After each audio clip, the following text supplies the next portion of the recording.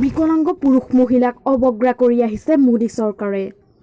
বিশ্বৰ একাধিক ৰাষ্ট্ৰত বিকলাঙ্গ পুৰুষ মহিলাক শিক্ষাগত অৰ্হতা ভিত্তিক চৰকাৰী চাকৰি দিয়ে। লিখা পঢ়া নজনা বিকলাঙ্গ ৰাইজক তৃতীয় চতুৰ্থ বৰ্গ শ্ৰেণী কৰ্মীৰ মাননি দিয়ে। কিন্তু কেন্দ্ৰীয় চৰকাৰে আমাৰ বিকলাঙ্গ পুৰুষ মহিলাক সকলো প্ৰকাৰৰ সা সুবিধাৰ পৰা বঞ্চিত কৰি আহিছে।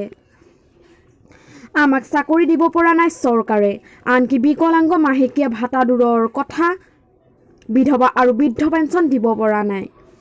সেয়েহে সৰ্বভাৰত লগত সংগতি ৰাখি অসমৰ বঙাইগাঁও জিলা ৰাষ্ট্ৰীয় বিকলাঙ্গ পাৰ্টিৰ সভানেত্ৰী ফাৰিদা বেগমৰ সভাপতিত্বত বঙাইগাঁও জিলা ভিত্তিত এক বিকলাঙ্গ কৰ্মী সভা অনুষ্ঠিত হয়।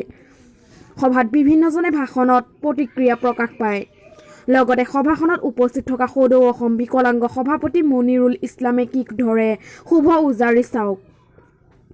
বিলাসীপাৰাৰ পৰা ফৰিজুদ্দিন আহমেদৰ প্ৰতিবেদন।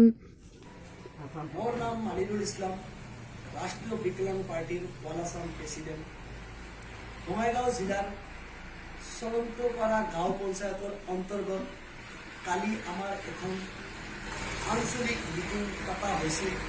এই আঞ্চলিক মিটিঙৰ মাজত দুখীয়া দৰিদ্ৰ বিধৱা হেণ্ডিকেপ বহুত মানুহে আহি আমাৰ তাত দুখ প্ৰকাশ কৰিলে।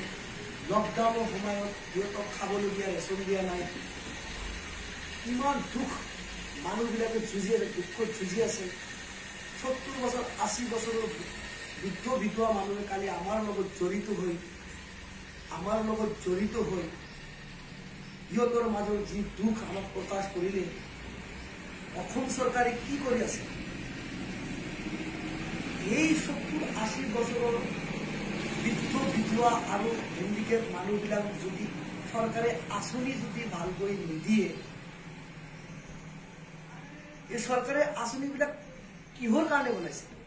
এই চৰকাৰী আঁচনিবিলাক যাৰ ঘৰত খাবলগীয়া ৰুটি আছে, যাৰ ঘৰত চলিবলগীয়া ব্যৱস্থা আছে, সেই মানুহবিলাকে চৰকাৰে আঁচনিবিলাক পাই আছে।